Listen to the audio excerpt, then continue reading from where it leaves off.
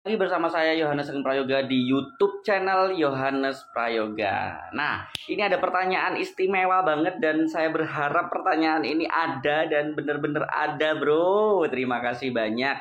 Pertanyaannya apa? Nah, pertanyaannya dari Mas siapa ini ya? Dari Mas Sofyan Effendi. Ya, dari Mas Sofyan Effendi pertanyaan begini.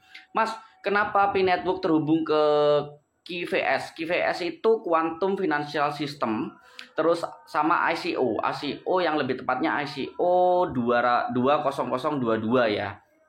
Jadi ICO itu banyak tipenya. Jadi lebih tepatnya mungkin pertanyaannya ICO 20022. Apa koin-koin lainnya juga harus terhubung ke ICO juga, Bang? Kalau ada pencerahan bikin video tentang ICO dan QVS Pi Network dong. Oke, mantap, ini pertanyaan yang istimewa banget. Nah, sekarang ICO itu sebenarnya seperti regulasi, teman-teman, agar lebih bisa dipercaya. Bisa dipercaya sebagai cryptocurrency atau blockchain. Nah, kita lebih jelasnya kita langsung cari datanya secara langsung ya. Apalagi QVS.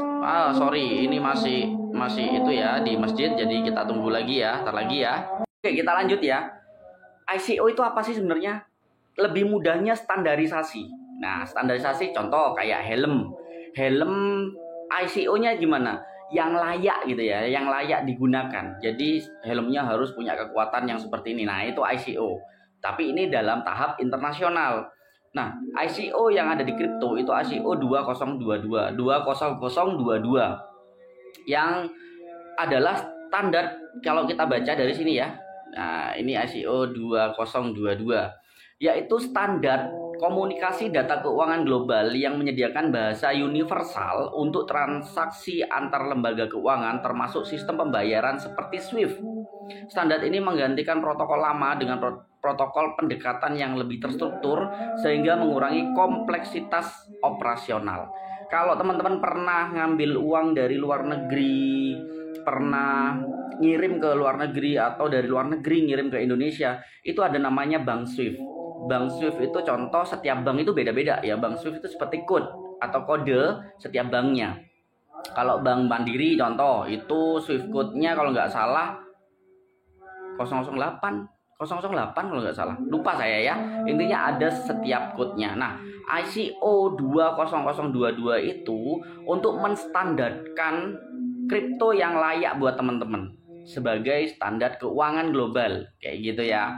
Nah, yang terdaftar di ICO 20022 ini hanya 8 currency atau 8 cryptocurrency, teman-teman. Nggak lebih dari itu. Ya mungkin penambahan yang baru nggak tahu ya, atau masih request nggak tahu, kayak kayak Pi Network. Itu saya yakin masih request, bukan langsung jadi standar ICO, tidak. Ya, 8 koin itu apa saja?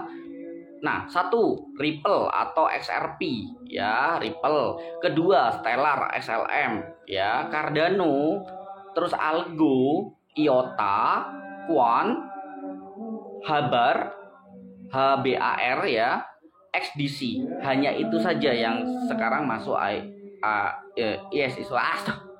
masuk ISO 20022. Jadi yang lain itu belum, apalagi ini wajib yang hukumnya open mainnet dulu, harganya ada dulu.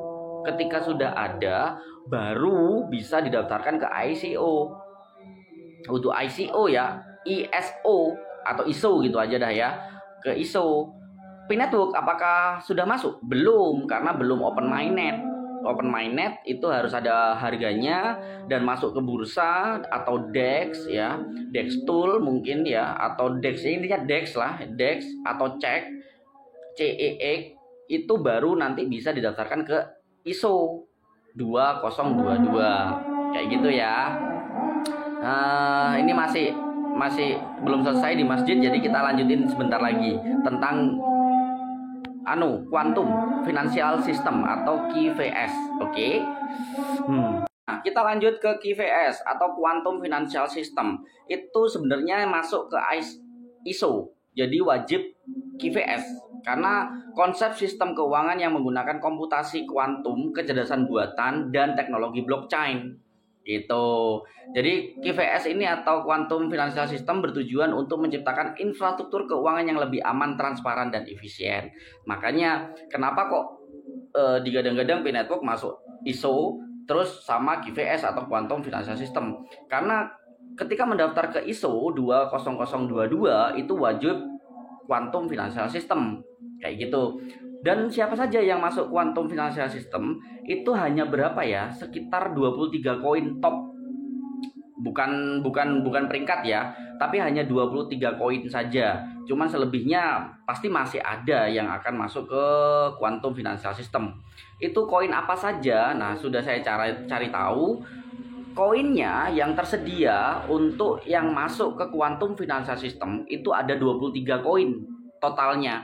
Ada XRP, Stellar, Hibar, Algo, WLD itu Worldcoin. Itu kalian pasti kalau yang udah lama pernah pasti ikut ya tentang airdropnya WLD. Terus XDC, FLR atau Flare, Quan, IOTA, Polygon, Celo, dan masih banyak lagi. Cuman 23 tapi ya. Jadi itu yang hanya masuk ke top quantum system atau quantum financial system, teman-teman. Untuk P-Network kayak gimana? Nah, P-Network itu karena belum open mainnet, jadi belum ada harga yang nggak bisa masuk. Wajib hukumnya masuk dahulu. Ya, wajib hukumnya masuk dahulu, baru nanti kalau udah masuk didaftarkan ICO. Dan harus masuk ke Quantum Financial System dulu. Setelah masuk, baru masuk ICO 20022. Itu untuk apa? Tadi yang sudah saya jelaskan, untuk standarisasi agar kalian lebih nyaman melakukan sebuah transaksi dan bisa masuk ke perbankan di dalam sebuah negara. Gitu ya. Untuk masalah harganya apakah langsung bisa meningkat? Bisa, kayak SRP bisa langsung surut, bisa langsung tinggi ketika bisa masuk seperti ini karena lebih terpercaya. Apakah bisa langsung miliaran? Tidak bisa. Tetap hukumnya ketika kripto itu harus ada supply breeder, market cap-nya, supply breedernya berapa, market cap-nya berapa, itu udah hukum blockchain, hukum cryptocurrency. Jadi nggak bisa dengan harga-harga yang sangat-sangat tinggi ya, sampai ratusan ribu dolar, mungkin $1.000 itu belum sampai ke situ ya. Untuk P-Network belum sampai ke situ.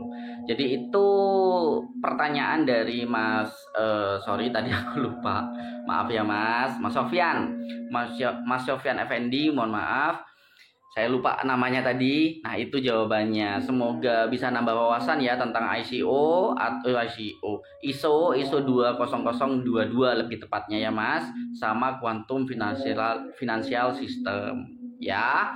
Semoga dari video ini nambah wawasan teman-teman. Nah, oke, kita bahas apa lagi? Silahkan komentar yang ingin kalian bahas dan saya bisa menjelaskan. Saya akan buat video seperti ini untuk menambah wawasan agar tidak mudah dimanipulasi. Oke, begitu saja. Salam dari saya Yohanes Ageng Prayoga. Salam investasi, salam trading, salam petir. Bye bye.